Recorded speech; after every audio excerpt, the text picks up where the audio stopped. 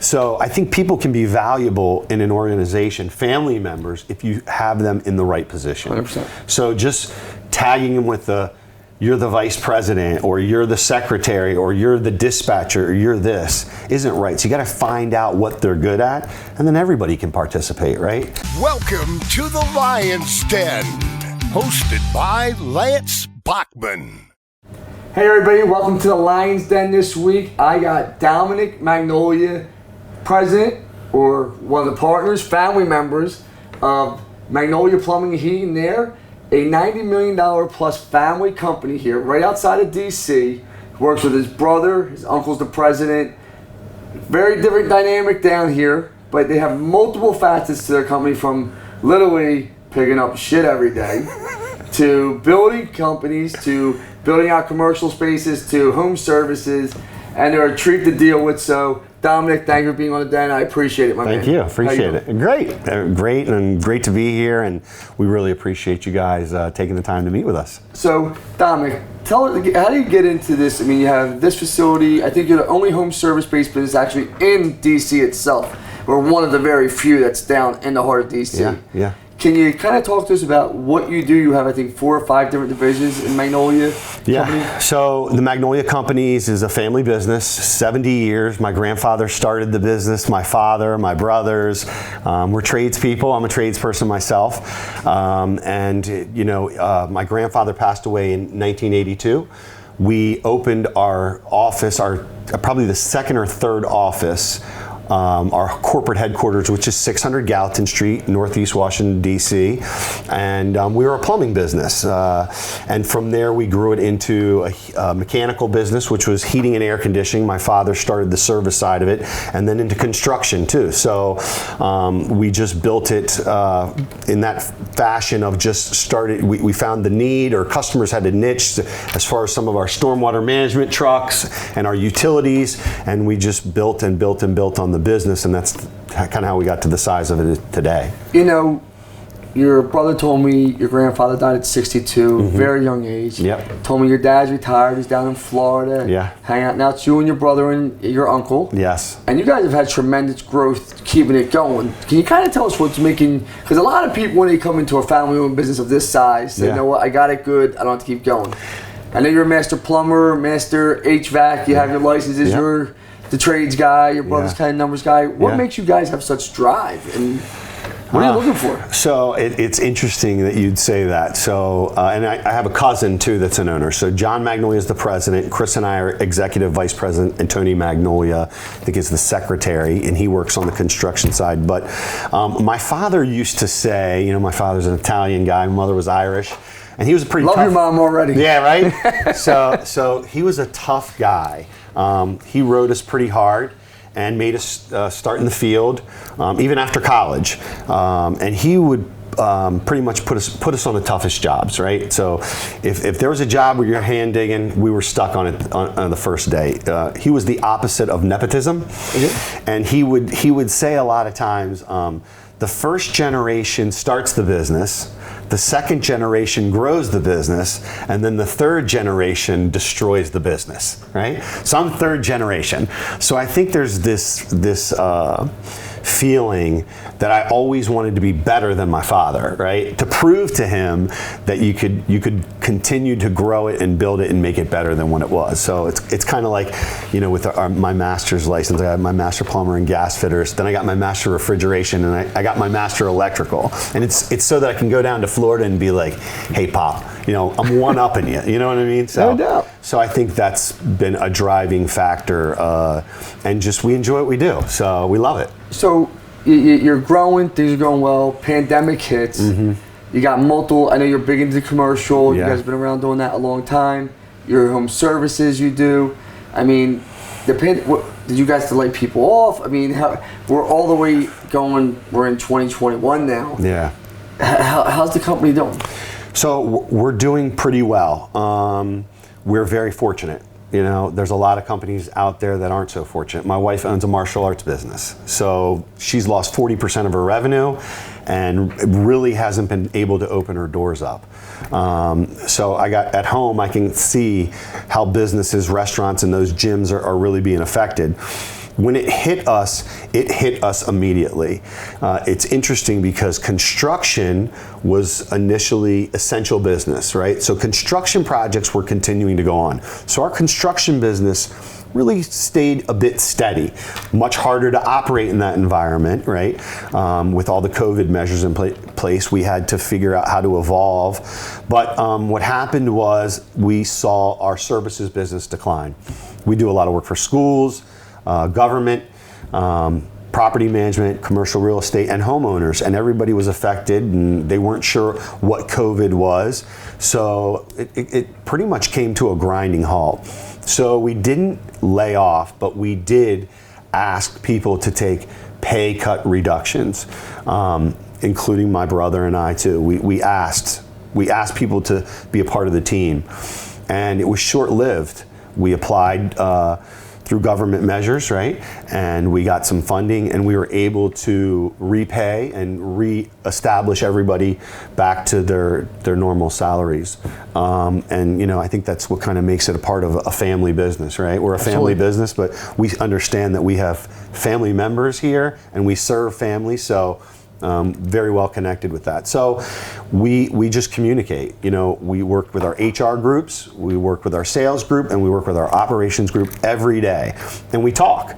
And so I think we figured out how to evolve and try and keep a positive spin in a really bad situation, and try and evolve in that manner. And if you can keep the hopes up, and I'm not a big believer in hope, right? Because I'm more of a have faith kind of guy, but what I basically talk to people about is our business, heating and air conditioning and plumbing, was deemed essential. And I think it was a little bit of an honor and a privilege to be deemed essential and be able to serve our nation's capital and the people around it. So we've been fortunate, and I think feeling now, knowing that we've gone through this, is we've seen that people still need our services. We are essential, and I am deeply appreciative to be a part of something like that.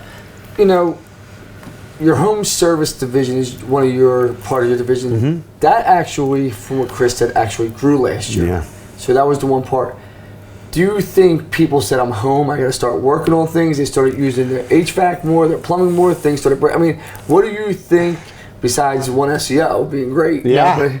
But now, what do you think was the defining moment that said, okay, and what makes you want to go down to that part as a serious part of your business? So what I noticed is I have 4 children, right? I've got one that's in college, and I've got 3 others that were affected. 1 in high school, a junior, 1 in middle school, and 1 in elementary school.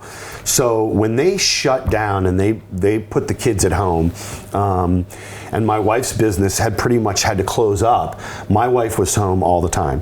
So, there's no school breakfasts, there's no school lunches. She calls herself like a short order cook, right? Yeah. She's like, this is miserable. I used to love cooking.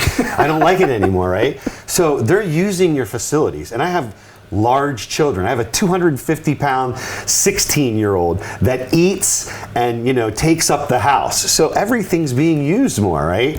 And I think being at home, my wife at home, or if I was at home, and I was in the office, thank God, every day, but you're able to get things done that you normally can't get done. So you're going to notice more of those leaks, drips, issues with your heating and air conditioning system. So, and I think some of the people were able to afford to do those things. So, hey, why not take advantage of those things now? And great financing, right? There's been the interest rates have been the best they've ever been. Right. So why not get some of those opportunities taken care of while you're at home? Because we don't know when we're going back. So let's get it done now. So that's how do you you're a leader here. I think you guys have altogether about 400 employees, correct? Yep. That's a big team. Yeah. What's probably one of the biggest mistakes you made as a leader in your career here? Or a learning experience, I'll call it. So we're a family business, and I'm not sure if you have family members in your own business, but I think that's a tough battle. I always told my wife is whenever I leave this business, I'm going to write a book about family businesses. I mean, we were virtually a part of a forum called the Family Business Forum at Catholic University of America, and they closed it up because all the family businesses virtually sold out because it's tough. It was so tough. So I think we have been more on the front of take care of the business, and the business will take care of the family, right? We are all employees of the company. So we all have jobs here, right? And there's expectations for all of us. I think probably we had a tougher time when maybe family members weren't in some of the right positions and getting through those difficult talks. I think maybe we might have sacrificed just because we weren't dealing with some of those issues. But I think we've learned from our mistakes, and we know what we need to do to take care of this business and for it to continue to succeed. What advice would you say to somebody that has a family business right now that are working with their brothers and sisters and cousins and uncles and want to reach 90 million, right? That's a big feat, right? Yeah. So what would your advice be to them? So what I would say is you have to set the family members up for the right position in the business. And that could be... Have you read the book Traction? Yes. Yeah. Great book, right? It is. That's when you say that, I was like, the EOS process, right? I live by it. I swear by it. Yeah. So Chris and I have read it more recently, and we've been putting a lot of our rocks, right? You know, the rocks, right? Yeah. We've been putting those things into place. I think whether it's a family member is driving one of these trucks, right?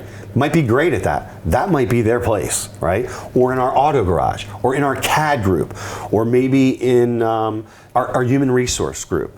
So I think people can be valuable in an organization, family members, if you have them in the right position. 100%. So just tagging them with you're the vice president, or you're the secretary, or you're the dispatcher, or you're this, isn't right. So you got to find out what they're good at, and then everybody can participate, right? Absolutely. So I think that's what I would say.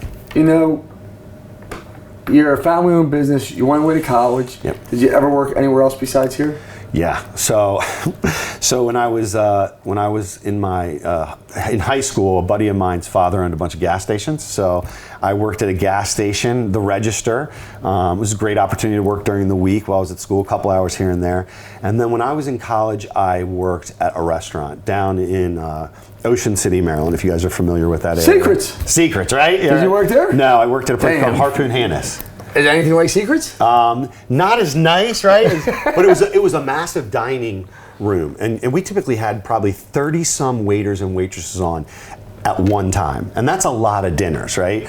So what I did learn was service, right? I think there's something to be said about working in a restaurant, right? Working for tips, working with people. It's like a motley crew of individuals. They all hang out together, but it's really a great experience and will teach you a lesson in serving people, right? Do you think it helped you with your communication skills? Oh, absolutely. Yeah. Absolutely. I think it was probably, the best, and just learning people, right? Not everybody's the same, right? So yeah, absolutely. Sales. No, your waitresses and bartenders make the best sales. I say that. Right. You give me a dynamic personality, I'll turn you into a winner if you want to be one. Exactly. You give me a turd personality, good luck. I agree with you, right?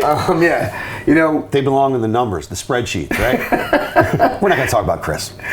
How do you plan on growing your business in 2021? I know you guys are off to a good start. Things are growing. Sales.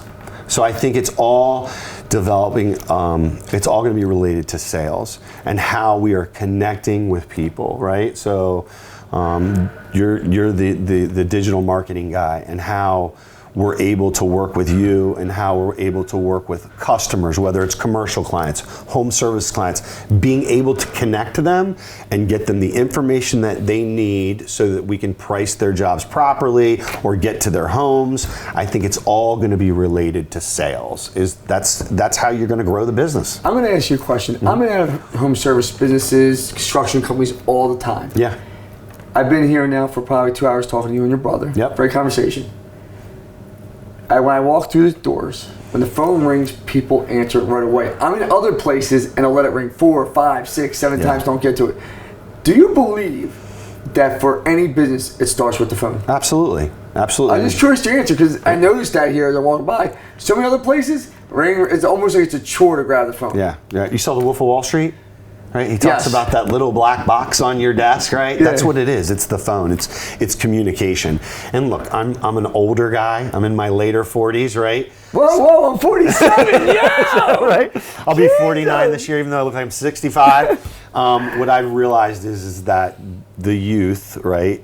I try not to, make fun of this generation because somebody was making fun of Generation X when I was there, right? Well, plus these the cancel kids, culture. right? Right? So figuring out how they communicate and understanding that I do understand some people want to communicate via text, right? Not everybody wants to use the phone. So I think it's just figuring out that evolution of communication, right? Yeah. That's what it's about. I mean, but literally the phone, after the phone, what would you say the second biggest piece is in the home service construction business? Because there's a process to every, you're going to $90 million, let's be honest. You're probably in the top 2%, 3% of the organizations, if not the 1% of home service construction companies in the world. Yeah. Especially in our country. There's a process you guys have to follow. I'm just curious for our viewers that want to grow like you, what would that process look like? The phone to what would be next? So, I mean, it's obviously, in my opinion, it's going to come down to your people. So it's building a culture of people in your business, the mission statement, the core values, and then what I think is the people that you're bringing into your business. We have spent a tremendous amount of time and effort communicating to people within our group about the evolution through the company, as far as taking different positions, whether it's from apprentice to plumber to field manager to operations. And I think communicating with our people about how to communicate and build relationships is what it's going to really come down to. So I think if you're able to flood that pipeline with good people, right, and stay on top of that, like you're saying, from the phone to communicating to the technician, to the home or to the business, and then the follow-up. We hear consistently that people are always looking for 3 prices, right? So my commercial sales staff, what I sit down is I said, look, what we do is we show up, right? They're going to get 3 prices maybe, right? I can tell you probably one of the people aren't even going to show up, and one's not going to look professionally dressed as you or be educated and be able to talk like you guys do. So you should already be ahead of the game, right? 100%. So I think having a good, strong sales staff and being able to communicate to the customer of when you're going to be there, scheduling it, follow up, that's what I think has made us pretty successful, and just the people we've had in our business with us that have grown with us understand how to communicate, how to build those processes, and having them a part of it like a team, right? So nobody's walking around not understanding what they should be doing or what we're doing as a team. Do you use Service Titan for your internal here? No, we don't, and we've looked at Service Titan. We've actually had the owner down here, and we've had the Service Titan group. The only reason we haven't done it is we've got 2 companies that are using 2 different sets of software, and we do have shared resources.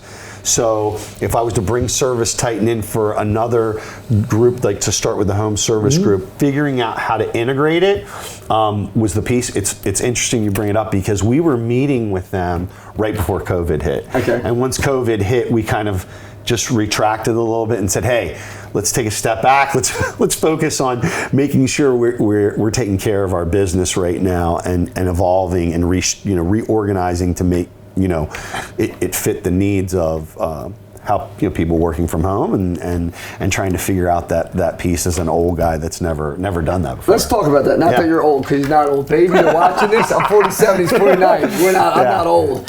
I got a lot of road left here. Yeah. So, how has you handled the marketing here with Taylor? Yeah. How has it changed from 20 years ago, 15 years ago, to now? Has it just been... You tell me in your words what it's been like for someone that calls himself a quote-unquote old guy, which... You talking about just the marketing piece? Just the marketing piece. Like, how has it transformed? Yeah, so you're talking to a guy that was a trades-based individual, right? I went to college, I don't know what I got out. I had a great time, joined a fraternity, right? I got a degree. It took me like 6 or 7 years to get out of there. I think my dad eventually said, look, you need to come home. This is done. I think I was paying for it at the ends too, but marketing was something that we didn't know. Myself or my brother didn't know.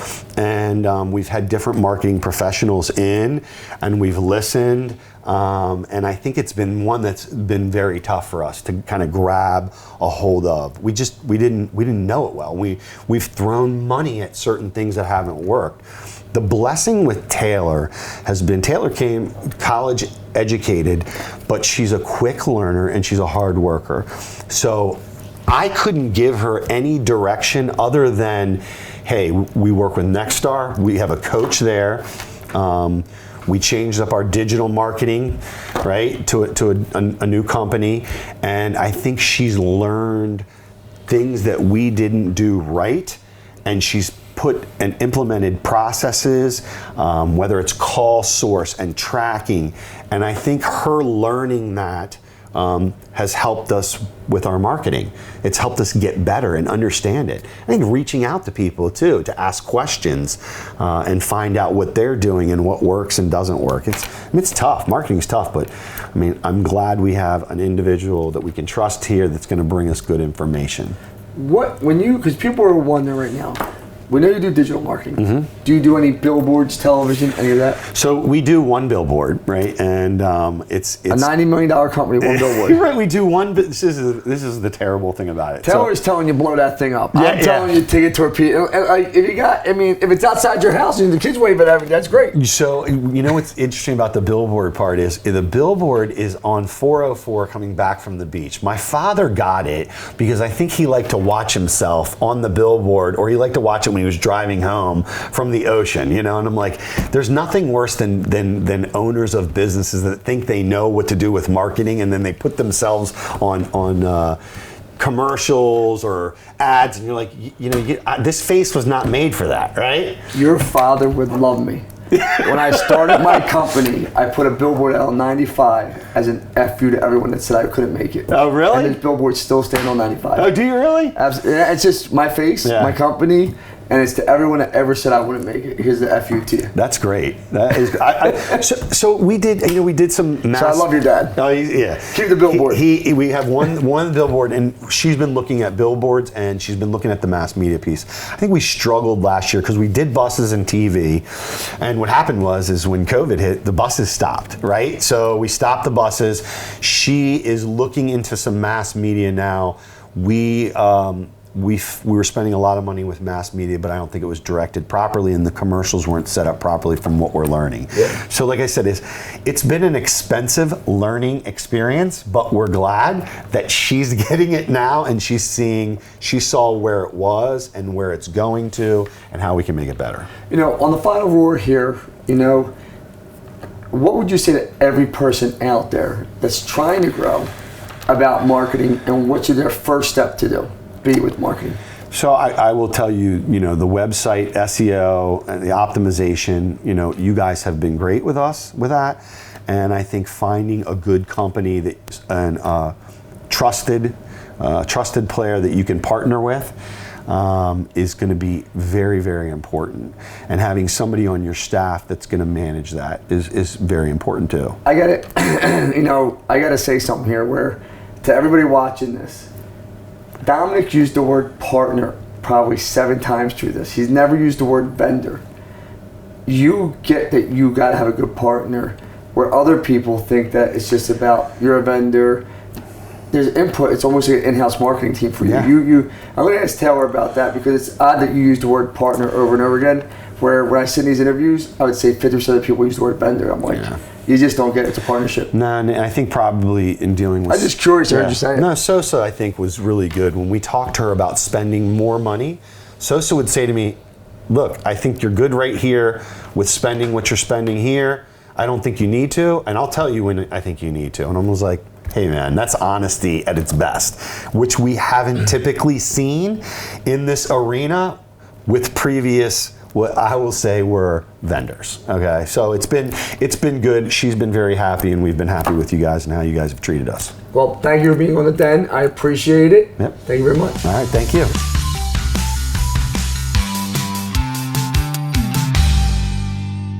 Thank you so much for watching. If you enjoyed this content, please don't forget to follow me at Lance Bachman on Instagram and Twitter. Follow me on Facebook at Lance Bachman Digital. And every Thursday we drop a new podcast. Don't forget to listen to it. We're giving out great content. And remember this is the time to build your business right now. Let's effing go, everybody.